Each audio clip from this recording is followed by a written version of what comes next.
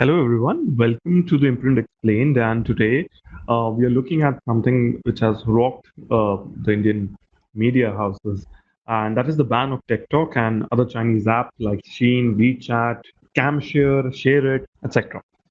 So we're going to talk about that in this video, and we'll also talk about the various reactions that have come out. Right.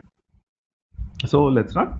So the story so far is that India on Monday, that is 29th of June, has banned 59 apps that originate from China. So, and these are very, very popular ones. So there's TikTok, there is UC browser, which is the default browser on various low-end mobile phones. There is Share It, and there is Scam Scanner, which is even I personally use. And now, obviously, it is unclear how the ban will play out. Will they remove it from the Google Play Store? What will happen? People who have already installed, can they still use it? So on.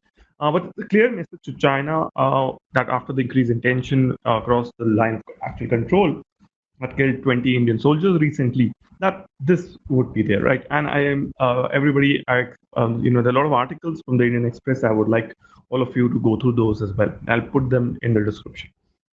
So, how has the ban been approached? So, this is the official document of the Ministry of Electronics and IT, and basically, it's the ban has been enforced under Section 69A of the Information Technology Act, which states where the central government or any other officer, especially authorized by it, on its behalf, that it is necessary or expedient to do so, in the interest of the sovereignty and integrity, defense of India, security of the state, friendly relations with foreign states, etc., may obviously ban something.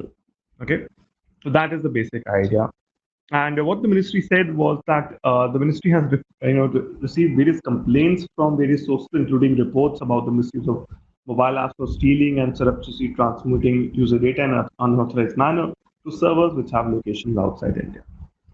So, in some ways, this is why data localization has been highlighted in this order. This is one thing that I think this can be a question asked in UPSC as well. It basically says it infringes the sovereignty and integrity of India. Okay, and the Cybercrime Coordination Center of the Home Ministry also has recommended for blocking these, and the search scheme also has obviously received representation of citizens regarding the security and data breach of these various apps. Now, let's look at what has been what are the list of apps which is there. So TikTok, the most famous ones. Share It, UC browser, as I said, right? Then there is Shein. A lot of girls came out that Shein के कपड़े तो वैसे भी रद्दी होते हैं तो अच्छा है ban हो गया. Then there is the Hello app, which is very very popular, right? There is Vigo, right, which is these are very very popular. A lot of people are using it.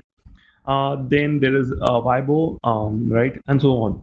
There's a lot of apps, which they all actually have presence in India, if I think about them, and they have offices in India as well. So what will happen? We really don't know. What it is expected that the ban notification to be followed by instruction to the internet service providers to stop access to these apps.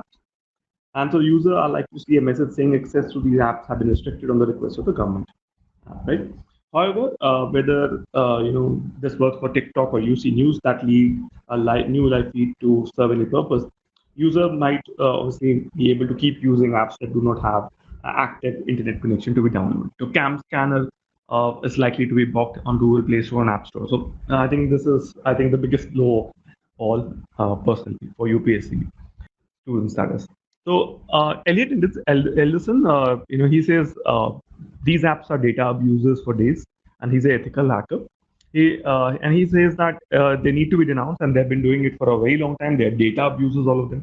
But this kind of authoritative decision is a consequence of the political crisis between India and China. It's a political stunt.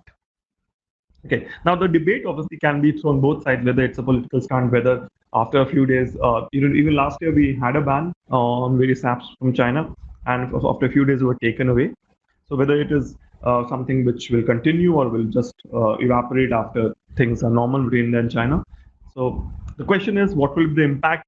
So first is if you think about it, TikTok has a lot of users. Some people say it has nearly 200 million users. Some say it's 150 million. TikTok definitely has 100 million active users in the country, especially in the heartland. So the most interesting thing about these Chinese apps is the fact that they don't have language barriers. So they don't need to be in English. So the Heartland uses it, the Hindi Heartland. Then there is Help and Likey as well as video. Bingo Live is really, really popular among people who are not, comfortable in English. None of the jokes are, why didn't they ban PUBG has not been banned, right? Maybe Modi like PUBG, maybe then because of that.